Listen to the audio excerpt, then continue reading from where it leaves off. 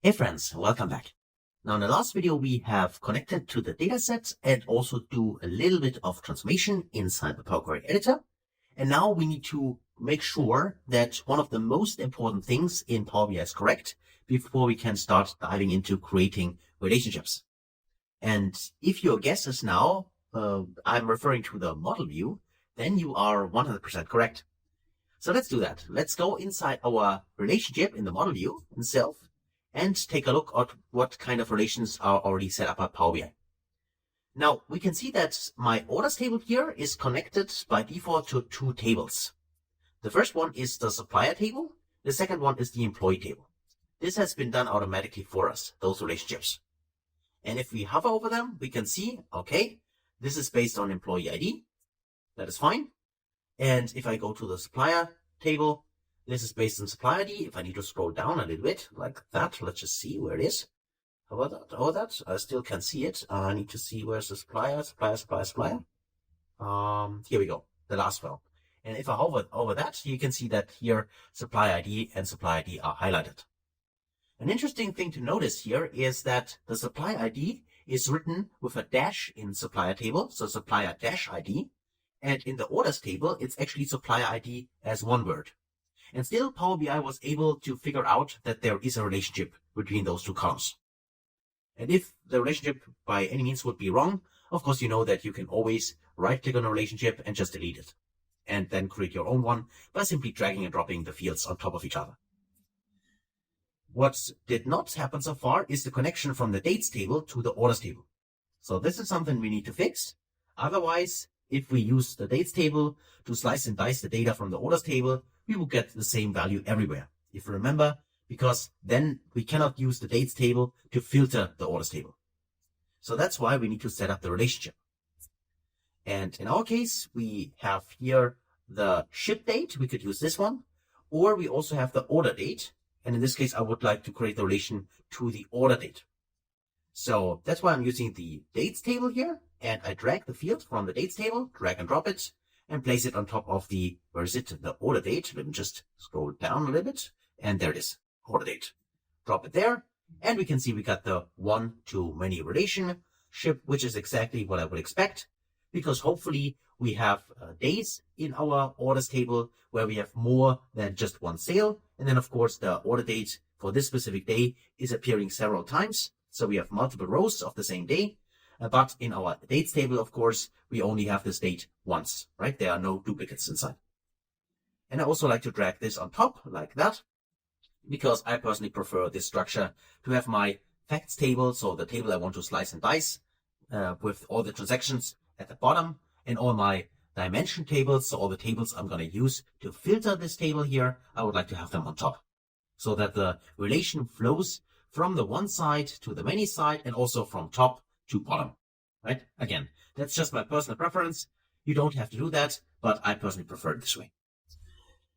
So now our relations are in place, our tables are there, and this means we can get started using the data we have inside our report. So if I go to the report view, we can now get started with creating a few calculations. And that's exactly what we would like to do now. Just to, repeat what we have already learned so far, let's create a few measures. And for that, let's do the measure trick again to create a separate table for our measures. So let's actually start with that. Let's go under Home and then go to Enter Data. So click on Enter Data and just use our dummy column. I simply type in a 1 in here and I call this the measure TPL. So let me type in measure and then TPL as an abbreviation. So let's click on Load. And then we can load this table, and there we have it. There's our measure table. Now let's actually create our first measure. Let's go inside, right click here and say we would like to create a new measure.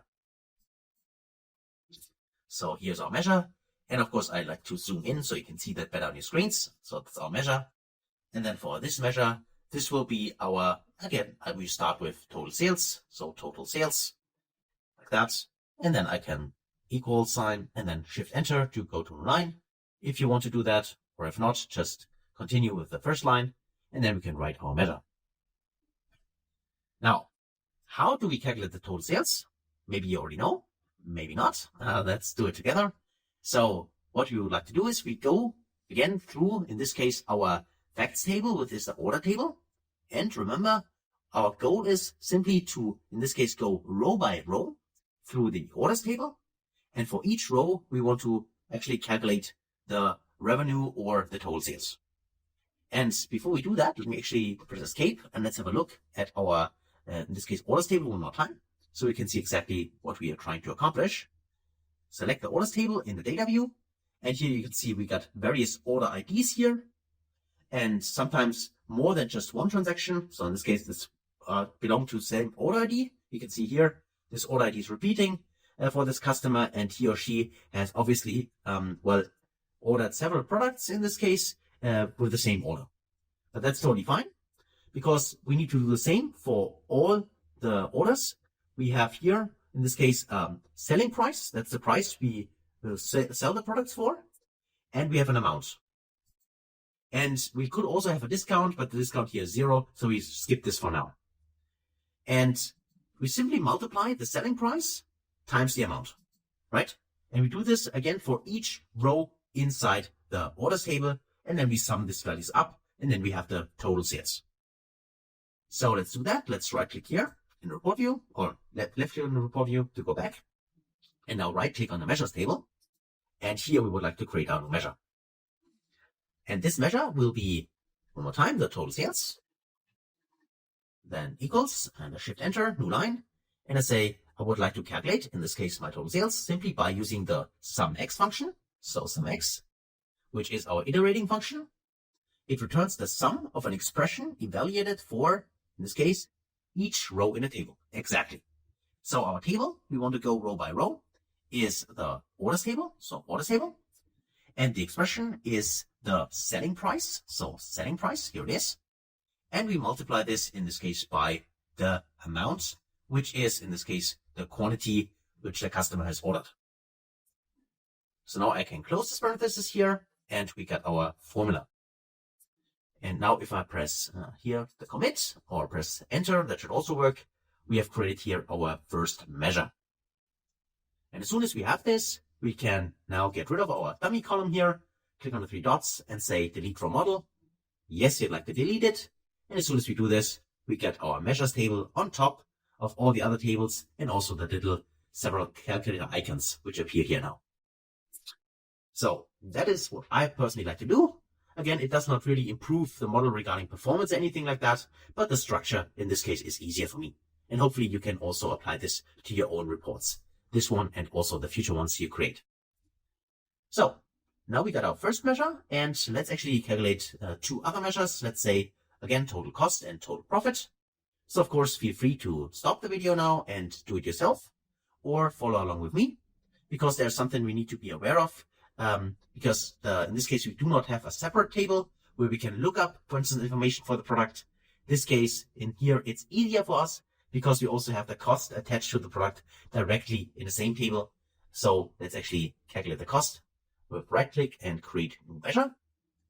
So here we go, and call this our total cost. Total cost is equal to new line, and the cost itself calculate by, in this case, the SUMX again. So we want to sum up, in this case, over a table. The table in this case again is the order table, and the expression in this case is not the selling price but the purchasing price. So there's a purchasing price included, and we specify that this is actually the price which we had to pay in order to get the goods from our suppliers. And this purchasing price will be multiplied times the amount. So in our case, we just, in this case, it's a simple example here. So we expect that all the amounts we order are also sold. So there is no inventory we put up, right? So that's it, actually. Close parenthesis, and we should be good to go. So as I said, in this case, the information is also part of the orders table. So there is no need for us, for instance, to reference another table using the related function. But you now know how that works because we have done it together, of course, in our first advanced training file. So now let's press enter, and now we have our second value, the total cost. And finally, of course, we would like to calculate the difference. So right click on the measure table, one new measure, and call it total profit. So total profit as another exercise is equal to new line.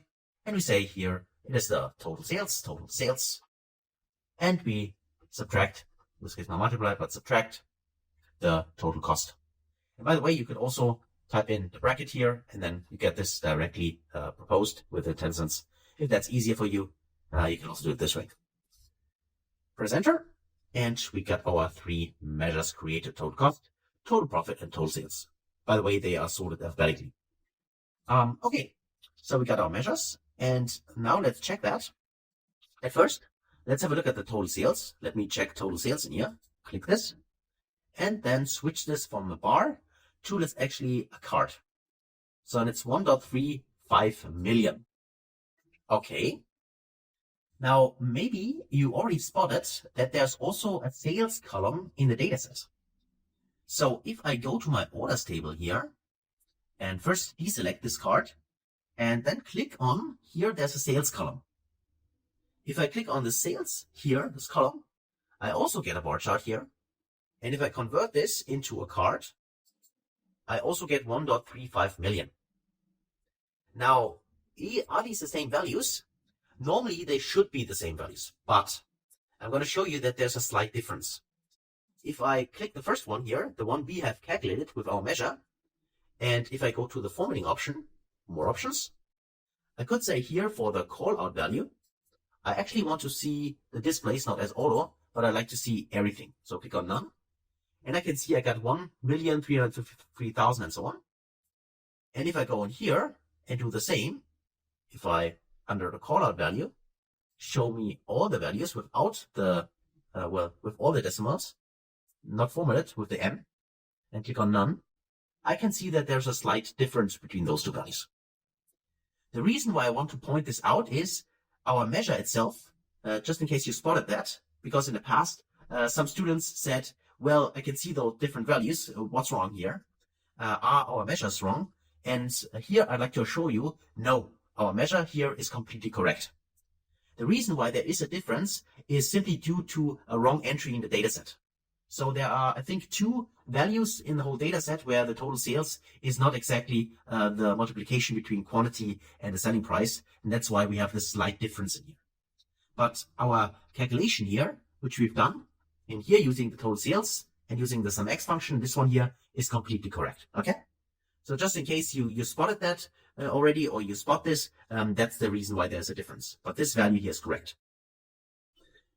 So now we have those two values, or in this case, well, three values we calculate. Let's actually have a look at this maybe in a visualization. Let's use here, let's say, let me go in here and use maybe the fiscal period, just to show that. Let's go to the dates table and just make sure that the dates table is connected in our data model to the orders table, which allows us to slice and dice the data from the orders table, or in this case, our measures, using columns from the dates table. So if I go in here and I'm where's my fiscal year? Let me just check that. Should be under F actually. There it is, fiscal year. So let me just take this option here. So I got my fiscal years in here. Let's drag that in here. And then let's also add here the measures we have created. So either by clicking them directly or by clicking on this add data option. In this case, I make it easy. I simply click on, in this case, total sales, total cost, and total profit. So I can see all of them. And I also like to format this a little bit. The formatting option is not there already. So for me, I have to go to the formatting pane. And if you don't see it, remember, you need to go to view and check this option here to see it. Otherwise, maybe if you have a newer Power BI version, maybe this is already there and you can click directly on it. So let me click this option here and then go to the values here. I'd like to make this a little bigger so you can see that better on your screens. So let me type in here maybe 14. Okay, so we can see the values. Okay, so we got our total sales, total cost, total profit, and we can see all the values in here. One thing which is currently missing is the formatting, right? So you know that for each of the visuals, if we want to make sure that those are, for instance, US dollars or euros or whatever kind of currency you use, we can simply select the specific measure and then go under the formatting option and change it here. However, if we do it this way, we would have to do it for each measure individually. And sometimes we want to do this in bulk. So what I mean by that is Here we have 3 measures, and I want to have the same formatting for all these 3 measures. Now I could, of course, do that for each measure individually by selecting the measure first and then use this option here. Or I could do it differently. And the second way I'd like to show you now, because maybe you have a use case where you created, I don't know, 10 measures or even more, and you would like to format them all the same way. And just to be a little bit more, let's say, efficient, to save some time, you can do this in bulk. And the way it works is you go to the modeling view first, then you select the specific data, for instance, this one. You can hold your Shift key, select the last one, so that all of them, or to hold Control key and select them individually, the way you want. And after selecting all the relevant measures you want to format the same way, you could then go down here under the option in the property pane and also go under the formatting first. There currently it's set general. We can convert it to currency here. It should be currency. So let me take currency here. We can specify the decimal numbers. So let's say I'd like to see, in this case, 2 decimal numbers like that. And then also for currency format, I can go in here and say, I'd like to see this as what kind of currency it is, right? For instance, Chinese. Here, I'm not sure whether it's yuan or renminbi, but it would be a Chinese currency. Then there's English, who should be English pound, could be dollars, Swiss franc, euro, and so on. So you can specify the currency you want. And there are also additional currencies. Actually, you should find even your native currency, if it's one which I have not named already, you should find it here. But for now, let's actually stick to dollars. So I use English United States. So let me take this option here. And now we are good to go. And now if I go back to the report view, you should see that all of them are formatted correctly together, right? So there was no need to do this manually for each individually. Instead, we did it in bulk. Also a little trick, which hopefully can help you and save a little bit of time and make you more efficient. So that's it actually for creating our measures. Also for figuring out why there is a difference, and also for learning how we can bulk format measures together and save a little bit of time, be more efficient. So that's it for this video. Hopefully you were able to follow along. If you have not done it with me together, then please now pause the video and do the exercise yourself. And then I hopefully see you in the next video. Until then, best guys.